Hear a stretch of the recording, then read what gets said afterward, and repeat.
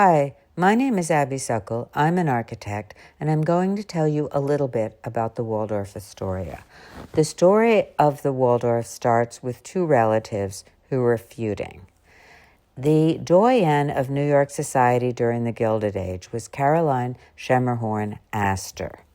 She was aided by Ward McAllister, and they decided who should be in her group of 400 and who should not.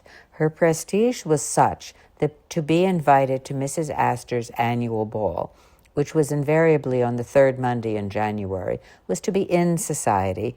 Not to be asked was to live in outer darkness. And there were many matrons who, fearing exclusion, would take their debutante daughters to Europe during that time for advanced education. Her nephew, William Astor, was mad at her, partly because he wanted his wife Mamie to be the Mrs. Astor, since, as the eldest son of an eldest son, he felt that his wife should hold this position.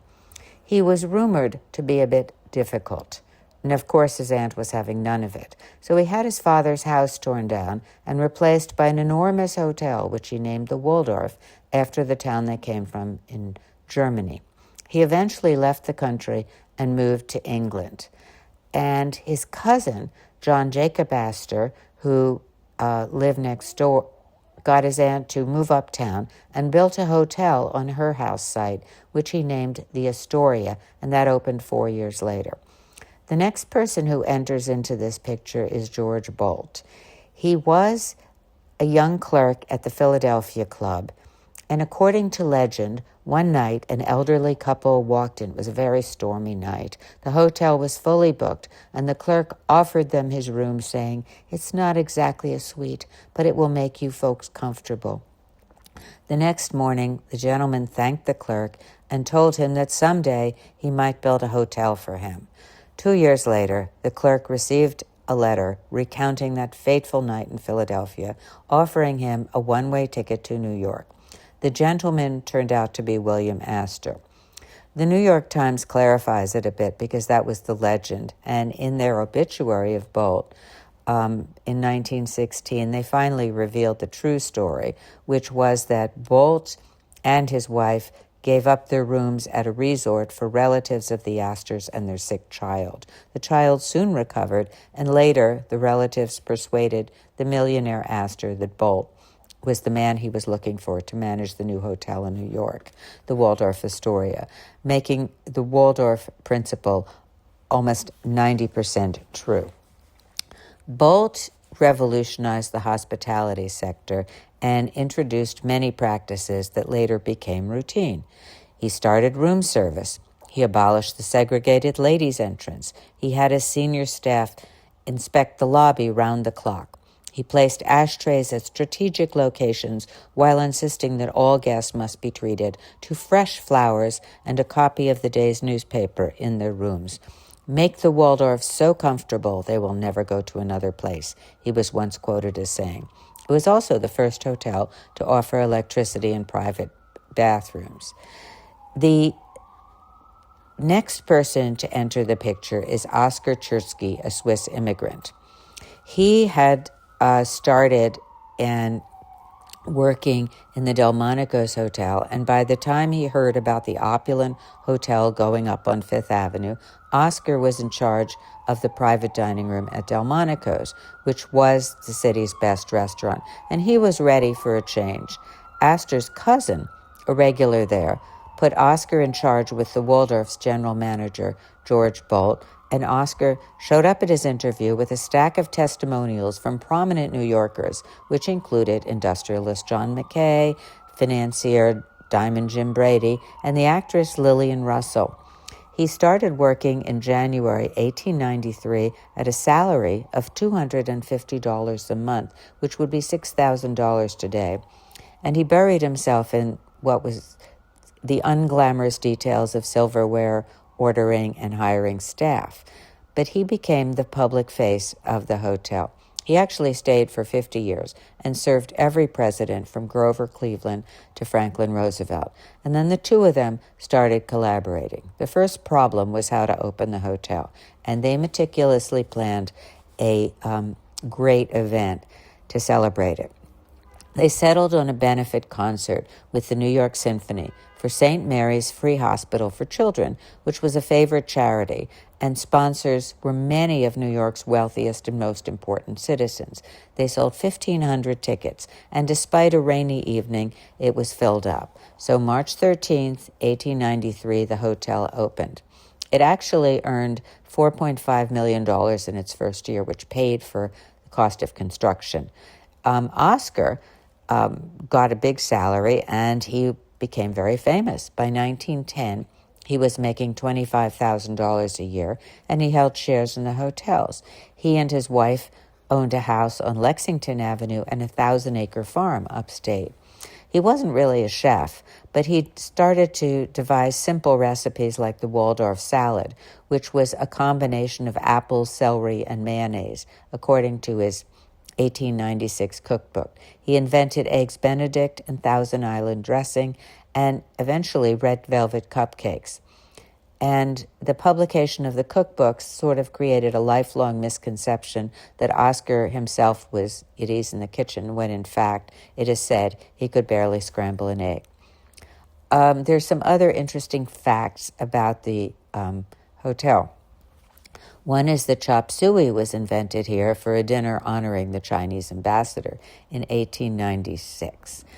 On February 10th, 1897, there was the Bradley Martin Costume Charity Ball, which was reputed to be the most expensive party held in modern times. On February 10th, the Waldorf transformed itself into Versailles, and Bradley Martin was a New York lawyer, and his wife, Cornelia. Several hundred guests were required to come in historic costumes, supposedly 50 women dressed as Marie Antoinette. Because of the jewels they wore, most of them had to change at the Waldorf, which conveniently provided dressing rooms. The cost was $369,000, which would be $9 million today. Mrs. Martin seems to have been under the impression that her party was a great boon to the city and her expenditures would stimulate the local economy. The public saw it otherwise, coming as it did when the rest of the country was in the midst of a depression from the Panic of 1893, and preferred to focus their religious zeal on the excesses of the moneyed class rather than in the more prosaic issues of politics and world cruises. With all the negative publicity, the party ended as the last hurrah of the Gilded Age, and the aftermath was unfortunate for many of the revelers whose taxes were quickly and substantially increased. The Bradley Martins, for instance, decamped to England, where they rented a 65,000-acre estate. In 1899, there was a meal at the Waldorf, which also cost $250, which was unheard of at the time. A lot of people lived in the Waldorf. One of its most famous residents was Nikola Tesla, who lived there for 19 years. He had a habit of rescuing injured pigeons and nursing them back in his room, which was not the most hygienic. And he also had trouble paying his bills. Bolt once owned Nikola Tesla's Wardenclyffe Tower property, receiving it as a payment for a debt. He mortgaged the property to the Waldorf to pay the costs of his residence, and he did so in 1904 and again in 1908.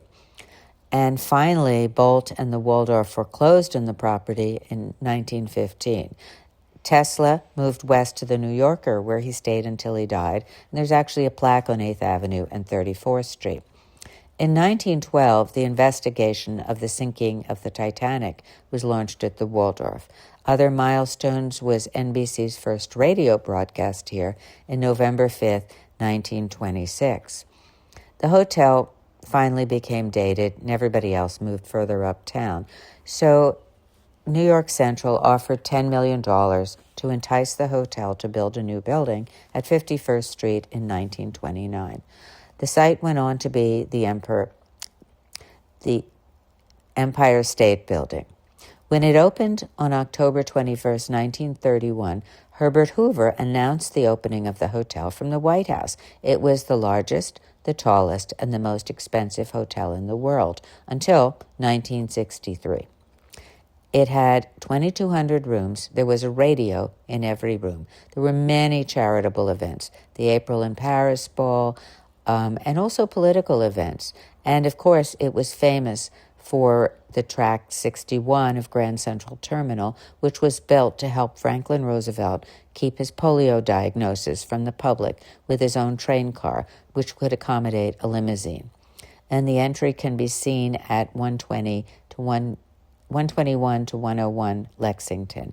Many, many people lived at the Waldorf, such as Cole Porter, Frank Sinatra, Ella Fitzgerald. Even Herbert Hoover spent 30 years living in the presidential suite after he was no longer president. What happens? Now, the building was sold to Anbang Insurance Group for $1.75 billion in 2014. It took eight years and finally opened last July for Skidmore, Owings & Merrill to recreate the building. There are now 372 condominiums and 375 hotel rooms. And it turns out that during the renovation, which was very meticulously done, of the 5,600 windows, only one remained unaltered. It cost about $2 billion to do the work, and the insurance group seems to have been trying to sell the building since last February. The rooms go for between $1,300 to $30,000 a night, but for that you do get a dining table and a kitchen.